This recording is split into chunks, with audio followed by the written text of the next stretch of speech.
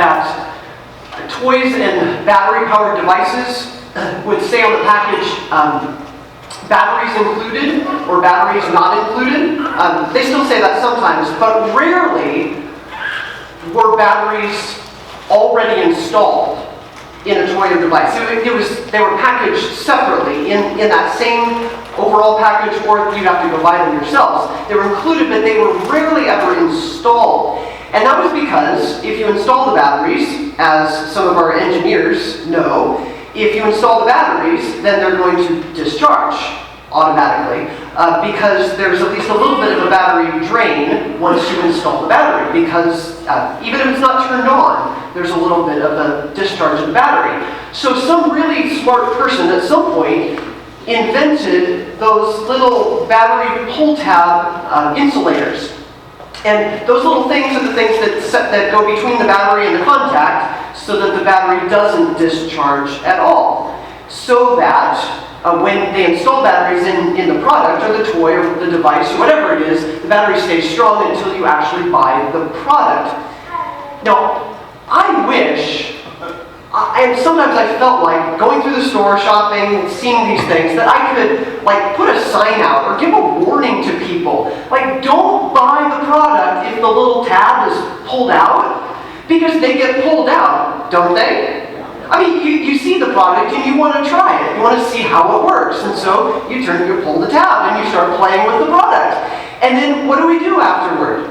We put the tab on the floor on the table and we put the product back on the shelf. And it's the product, whoever buys that is going to end up buying a partially discharged battery in the device or the toy that they're purchasing. And I'm going to put a warning out saying, don't buy it if the barrier, the tab is pulled out, because you're not going to get everything that you want. Those barriers, those tabs are so important. And the barriers in our lives are so important too. What do we do with the barriers in our lives? Sometimes we ignore the barriers in our lives. Sometimes we try to address head-on the barriers. Sometimes we just want to forget completely about the barriers because they're so hard to deal with and we don't want to have to deal with them. But how we deal with the barriers in our lives is so important. The city of Jericho was a barrier to God's people. And when the people saw this barrier, when they came up against this barrier, it's in the book of Joshua that we learn what God teaches us about how to handle the barriers that we face. And we all have barriers. We don't want to talk about our barriers, but we all have barriers. And to be honest, this is something that I long for. I long for us to be able to overcome the things in our lives that keep us from experiencing everything that God has in store for us. Whatever the barrier is, whatever it looks like, however big or strong or long-term or short-term, whatever it is, it doesn't matter. But if we can overcome some of these things, then we can experience the life that God designed us for. That's the whole point. So what do we learn from Joshua about what it looks like to overcome these barriers? A couple things about Jericho. Jericho is one of the oldest inhabited cities in the world. That's partially because of the natural springs that exist. Around Jericho, it's completely dry. It's completely arid land. But in Jericho, they have these natural springs, which has earned it the nickname of the city as the city of palm trees. Because this beautiful oasis kind of in the middle of an otherwise fairly barren landscape. And so that's why it's been inhabited for almost as long as any other city. Jericho at the time that this all happens in the book of Joshua, Jericho was not a large city. It was about 1,000 people or so. It was enough space to allow for homes and for some farmland, some small farmland, some public places. It was about the space of 9 acres. So if you imagine this school campus is 13, their city was 9 acres. So it wasn't a huge city. Jericho is also right at the entry point into the promised land. So as Joshua tells the story of them crossing the river and coming into the land, it was about 4 miles after that they got to Jericho. And it was through the watershed, it was through the natural pathway of the land that they would have taken. You couldn't miss Jericho. And so it's kind of like a gate that was closed, and they had to get past the gate. So Jericho was a not to miss kind of place. Jericho is also mentioned throughout the Bible, even back as early as Genesis. It is mentioned as sort of a destination and also a landmark. People would go out from Jericho, or they would go to Jericho. It's sort of a mark that people always use. Everybody knew about Jericho. It was the center of a lot of people's geography. People knew about Jericho. It was also known, of course, as one of the most well-fortified cities in the area. Everyone knew about Jericho's security measures that they took in its wall construction. The wall was not just one wall, it was 2 walls. So there was a retaining wall of some kind, and then there was a mud brick wall that was 20 to 30 feet, or 30 to 40 feet high, and then there was a slope, and then there was another wall that was another 20-ish feet high. So they had 60 feet of walls, plus slope, plus retaining wall, and this was significant for anybody to be able to overcome. Not too easy to penetrate. Hence, Jericho was known as a secure city. Jericho was also very well known as a pagan city. Since Genesis, they were known as very against God. And it doesn't seem that much had changed in the last 500 years before Joshua arrives. So Jericho is a huge barrier, and it's even more of a barrier to God's people, because remember what they're going through, their mood, their process to get there. I mean, they had come through the wilderness, they got into the river, they crossed the river, big miracle, things are going great, they're flying high, they're telling stories, they're imagining telling their children and their children's children about the river and the rocks and the monument and all these cool things that happen, and then they get to Jericho. And there's a wall, and it's the most fortified city, and they've heard its reputation, and it's like their hopes dashed. How do we get past this barrier? What do we do? How do we get to where God promised we're supposed to get to? How do we get to the life that God planned for us? So here's what happens in Joshua 6. Think of it in this way. Now the gates of Jericho were tightly shut because the people were afraid of the Israelites and all that God had done for them. No one was allowed to go in or out. But the Lord said to Joshua, I have given you Jericho, its king and all its strong warriors.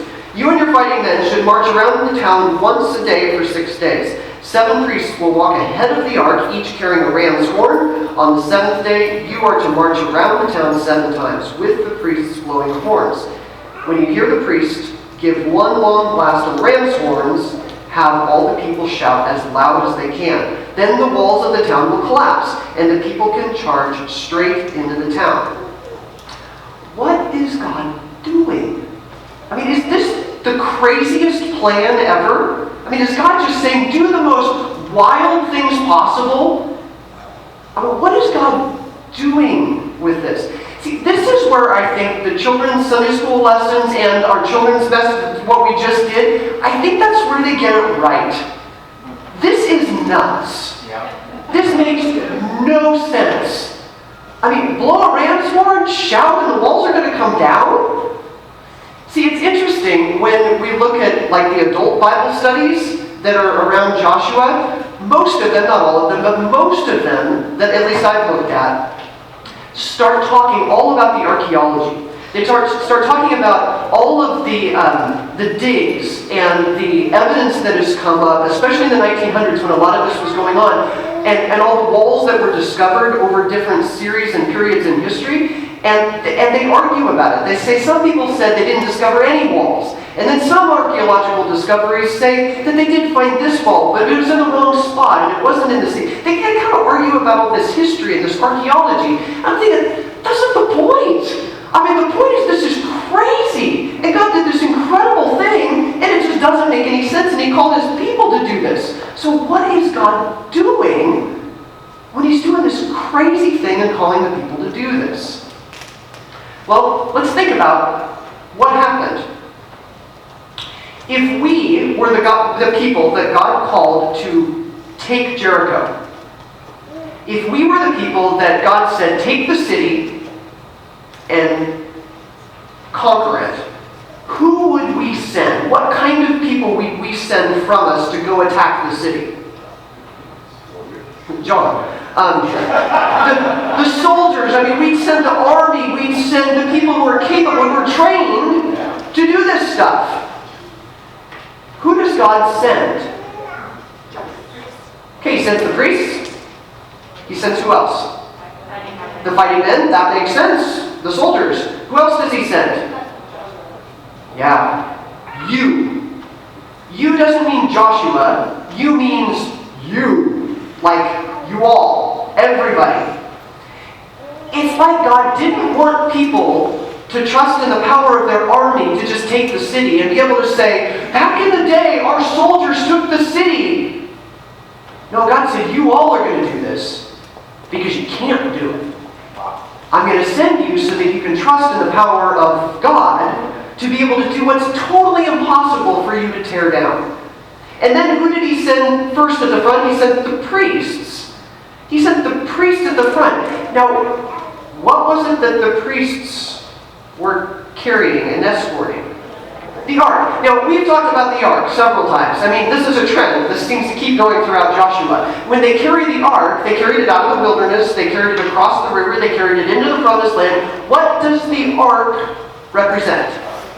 The presence of God. So that once again, they're carrying the presence of God around the city day after day. The people see it. The people are following it. The people are knowing that the ark is there.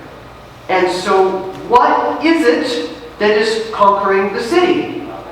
It's the presence. How many times does God have to do it? The presence of God is going to conquer this city. It's like God said in Zechariah, it is not by force nor by strength, but by my Spirit, says the Lord.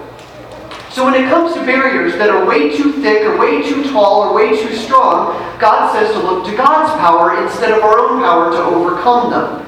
Certainly we have a responsibility, but if these things are so huge, what do? We have to look to God's power. Something that's too strong or too ingrained in me or too impossible for me to overcome, I've got to do something beyond me. A friend of mine is a Catholic priest, and he spent a number of years leading youth camps, and youth weekends especially. And when he's led these youth weekends, he said one of the main activities that they do is they do confession with these students. So in the period of weekend, they spend one full day basically confessing, or at least he listens to confessions for an entire day.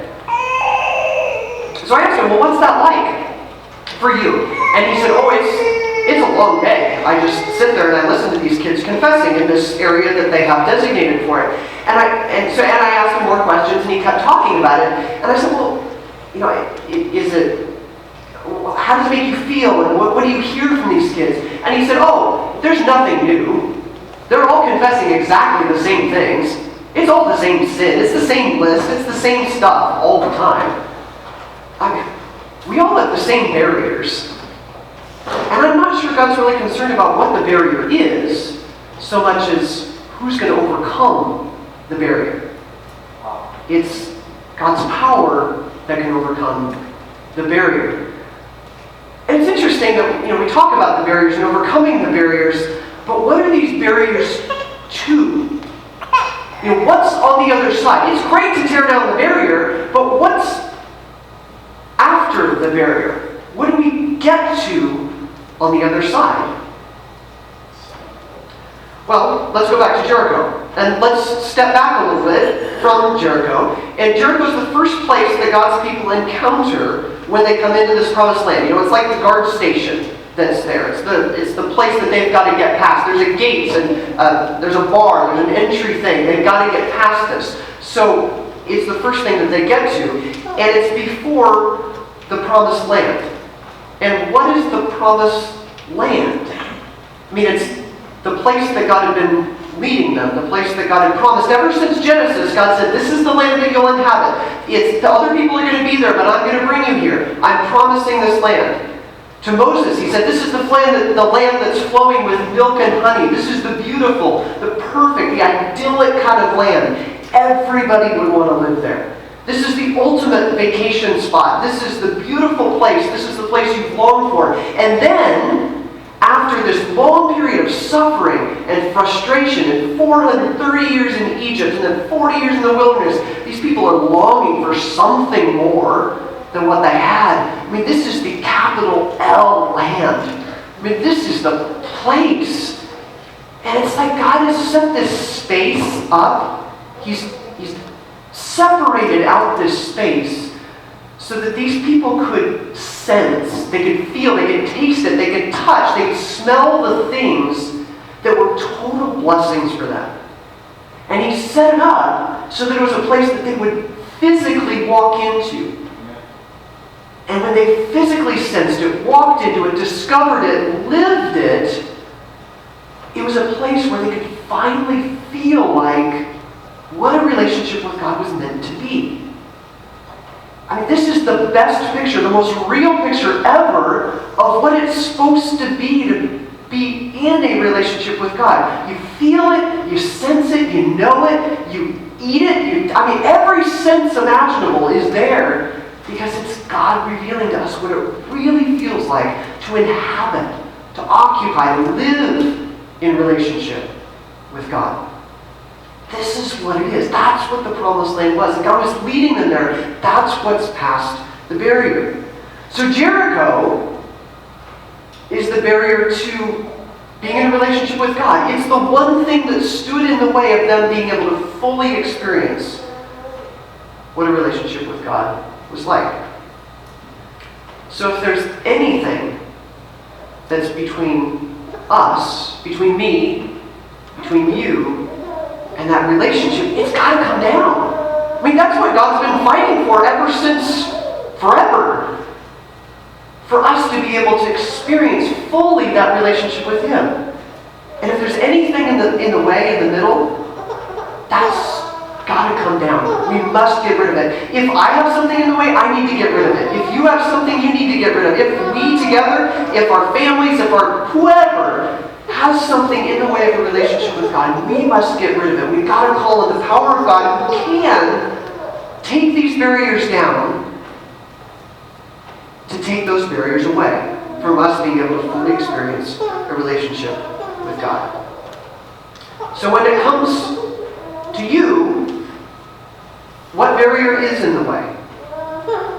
Is it a barrier of faith? Is it a barrier of a bad habit? Is it a barrier of a character trait? Is it a barrier of waste? Or whatever it is, what's a barrier? Or what's a barrier in somebody that you spend a lot of time with? What's a barrier in somebody that you spend a lot of time with? Is there a barrier in somebody that needs to come down?